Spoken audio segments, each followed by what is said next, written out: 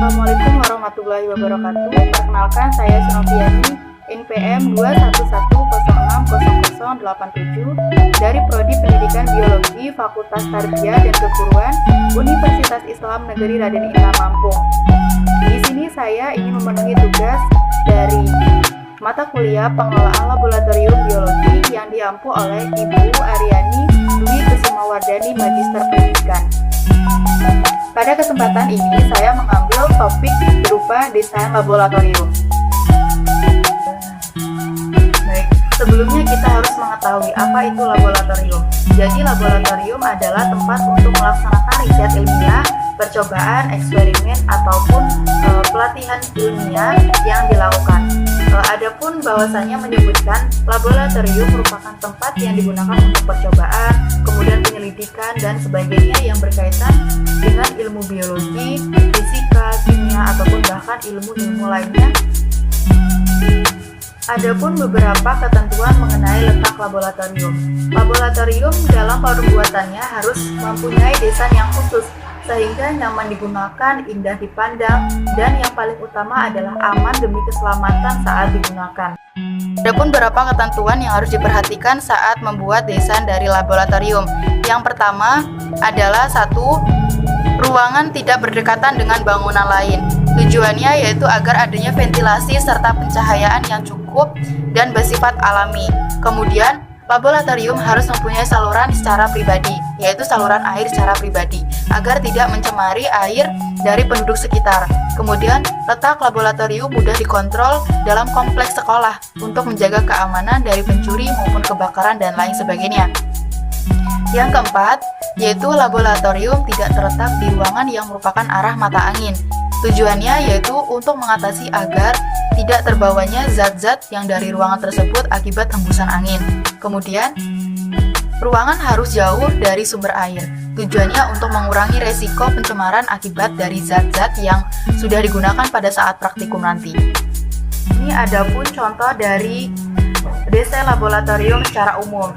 Keterangannya meliputi M sebagai meja guru, kemudian K2 sebagai kursi guru, M5 sebagai meja demonstrasi, PT sebagai papan tulis yang letaknya berdekatan dengan meja guru serta kursi guru, kemudian LA sebagai lemari asam. Gunanya adalah untuk menyimpan larutan yang bersifat asam. Kemudian gambar yang menunjukkan angka 1 sebagai wastafel. Kemudian tempat limbah cair dilambangkan dengan nomor 2. Pada tempat limbah organik dilambangkan dengan angka 3. Kemudian meja alat dan bahan dilambangkan dengan nomor M6 yang digunakan sebagai tempat meletakkan alat dan bahan baik itu sesudah ataupun sebelum praktikum. Meja kerja siswa dilambangkan dengan M7 yang digunakan sebagai media atau tempat kerja siswa saat melaksanakan praktikum. Kursi siswa dilambangkan dengan huruf K. Kemudian pada tengah ruangan yaitu digunakan sebagai ruang praktikum. Selanjutnya adalah ruang administrasi.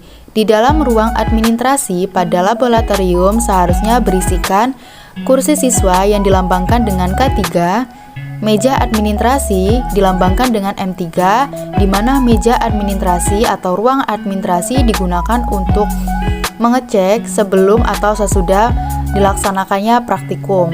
Kemudian kursi guru dilambangkan dengan K2, lemari asam atau lemari bahan segar dilambangkan dengan L4, sedangkan lemari buku dilambangkan dengan L5. Dan pada wastafel dilambangkan dengan poin 1. Berikutnya adalah ruang gelap.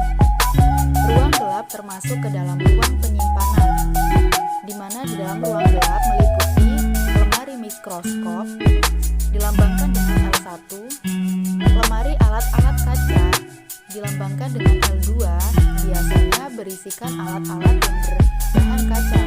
Kemudian meja dilambangkan dengan huruf M, sedangkan lemari zat kimia dilambangkan dengan huruf L3, yaitu sebagai tempat menyimpan larutan yang bersifat ataupun zat-zat kimia.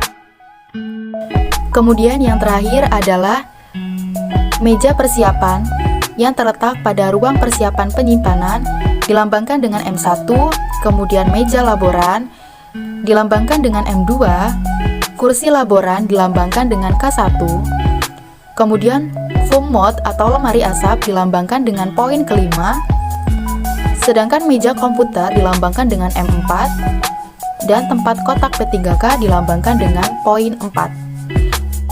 Berikut adalah keterangan dari apa yang sudah saya sebutkan sebelumnya sesuai dengan gambar yang ada pada desain laboratorium. Baik, sekian apa yang bisa saya sampaikan, kurang lebihnya saya mohon maaf. Semoga dapat bermanfaat. Saya akhiri, wassalamualaikum warahmatullahi wabarakatuh.